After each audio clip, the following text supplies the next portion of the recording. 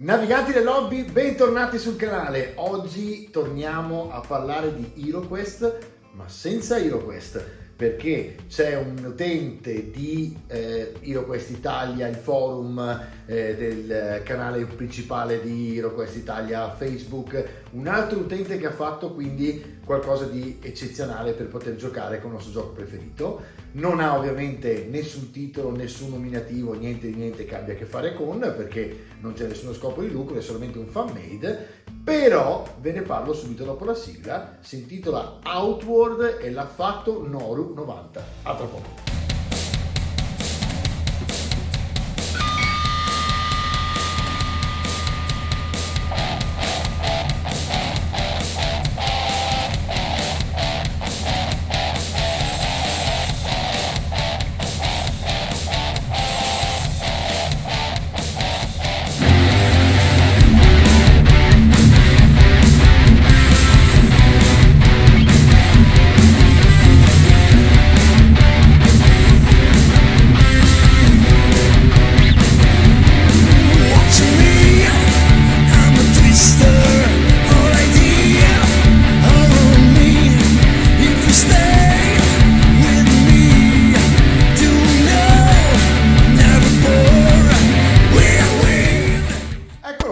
Outward, innanzitutto stampato per ora su copertina morbida e, come vi volevo anticipare, lo trovate su Amazon.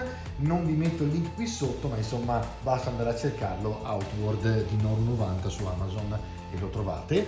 La cosa interessante è che, per dare un richiamo diciamo al libretto delle istruzioni di HeroQuest, lo ha fatto in orizzontale, come vedete. In realtà poi lui spiega molto bene qui all'interno, questa deve essere sicuramente una caricatura diciamo di Noru90, dove lui ringrazia tra le altre altri ragazzi che sono all'interno della community italiana di HeroQuest, e spiega appunto che è un manuale ad uso esclusivo del master e introduce praticamente Outward, che è un pericoloso regno dei mostri ed eroi, è la terra in cui si svolgono le imprese degli eroi.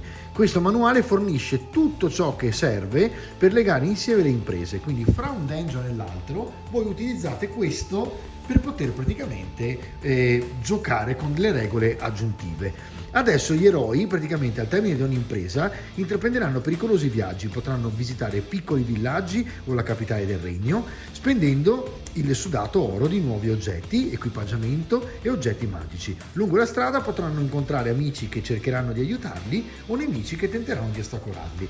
In poche parole, come vedete, i riferimenti ci sono, perché insomma sembrano un po' i dadi, no? Di HeroQuest in questo caso, e avete praticamente le regole che partono dal completamento di un'impresa di un dungeon, la tabella dei pericoli che vi spiega praticamente cosa può succedere, vi spiega come funziona la tabella. In fondo al libro avete tutti i tipi di tabelle, e poi si parte con gli insediamenti, dove vi spiega che cosa sono praticamente gli insediamenti, tipologie di insediamento, scorte dei commercianti, quindi si può andare dai commercianti. Ovviamente ci sono le pagine sui commercianti, poi abbiamo una mappa da notare tra le altre. Mentre vi racconto mi vengono in mente delle cose. Noru ha fatto tutto quanto con intelligenza artificiale, quindi le illustrazioni sono totalmente inedite, fatte con la IA.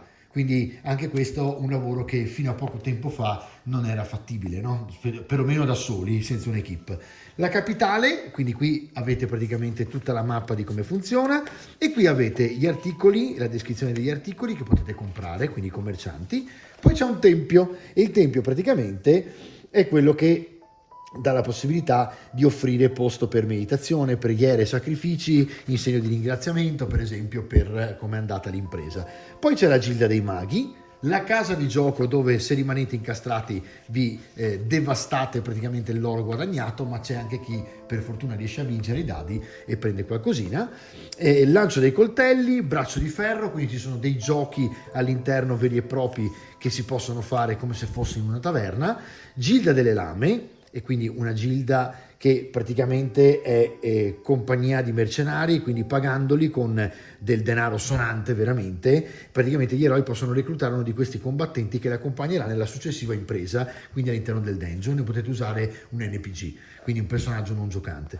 Poi c'è il rifugio viene praticamente sbloccato dopo un certo livello, che è praticamente il livello, scusatemi che non me lo ricordo, mi sembra che bisogna andare insomma abbastanza avanti, dopo aver portato a compimento le imprese del set base. Quindi quando avete fatto le imprese del set base potete avere un rifuso. In questo caso molte cose che prima si trovavano nella città a pagamento, tra cui dormire, tra le altre, e mangiare, le avete praticamente con Alfred, che è il vostro elfo maggiordomo che vi segue praticamente. Ovviamente è solamente tutta un'idea, nel senso che Noru lancia un'idea, un modo, uno spunto per giocare. Voi potete cambiare tutti i nomi, potete cambiare alcune regole, adattarle al vostro team di gioco, scusatemi, e quindi in realtà insomma questo è uno spunto, ok?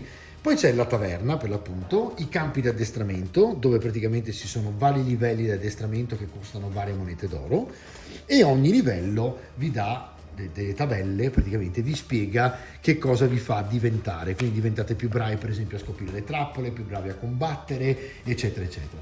Poi c'è il mercato nero fantastico, perché è praticamente un mercato che appunto vi fa trovare dell'equipaggiamento che non trovereste nel mercato normale. C'è lo sceriffo, e quindi qui vi danno addirittura delle possibilità di wanted, quindi di cercare dei mostri particolari che poi verranno pagati di più dallo sceriffo in monete d'oro, anche questo.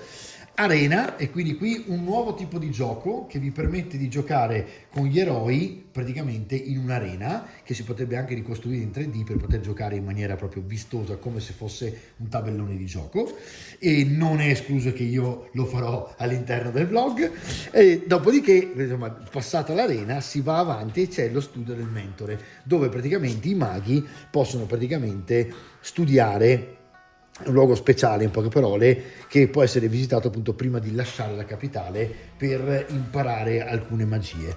Poi c'è l'armaiolo, e qui in questo caso praticamente l'armaiolo costruisce ovviamente delle armi per voi praticamente eroi e per i vostri eroi. Comunque andando avanti vedete che ci sono le fattorie, l'emporio, e poi ci sono le regole della casa, le house rules, che sostanzialmente vi aggiunge altre regole ancora che servono veramente come un in più, diciamo, per poter giocare anche all'interno del dungeon, non solo all'esterno, con qualcosa che renda più succoso, diciamo, il gioco. Alchimia e pozioni, si può origliare, e queste sono proprio regole in più. Qui c'è un compendio delle pozioni, dopo c'è il compagno animale, quindi ci sono anche dei pet, degli eventi casuali che si possono utilizzare con i dadi, le tabelle, e da qui in poi avete praticamente l'uso delle tabelle. Guardate, praticamente il libro è dedicato, una parte del libro bella sostanziosa è dedicata agli eventi casuali che le tabelle generano, e questo è un altro aspetto narrativo veramente interessante, perché vi permette di rendere randomico il gioco ma comunque controllarlo, perché Noru ha già pensato a tutti i tipi di situazioni che vengono comunque gestite dal master, e quindi sono spunti narrativi. Bene ragazzi, io direi che vi ho detto praticamente tutto. Ora con il recap vi ricordo le parti principali, e niente, mi sembrava che fosse una ottima idea farvi vedere di tanto in tanto quello che la community sta facendo in Italia per questo gioco eccezionale, che ovviamente Avalon Hill e Hasbro ultimamente stanno veramente pompando bene, e mi piace veramente vedere come alcuni utenti stiano inventando tutta una succosissima, diciamo, parte esterna al gioco che permette veramente di rendere più divertente il tutto praticamente. Quindi penso che anche Hasbro sia molto felice in realtà di questo tipo di iniziative, perché non sono a scopo di lucro, perché praticamente la stampa viene semplicemente fatta per chi vuole comprarlo stampato, altrimenti è scaricabile completamente in modo gratuito sul sito di HeroQuest Italia, e quindi la stampa è semplicemente a prezzo di costo, no? E questo è quanto, insomma. Quindi io vi rimando su Amazon, ma adesso comunque vi rimando al recap dove vi racconto meglio come fare ad acquistare.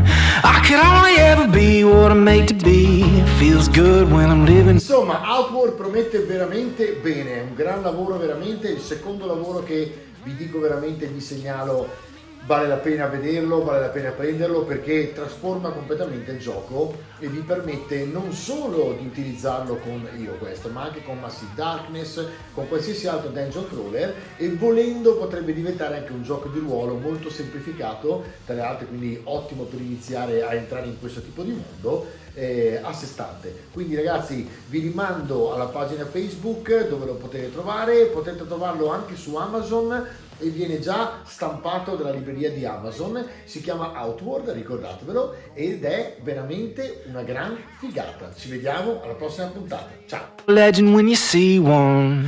Watch me now, I won't like fun, I'm gonna save the ground. Can't stop me now.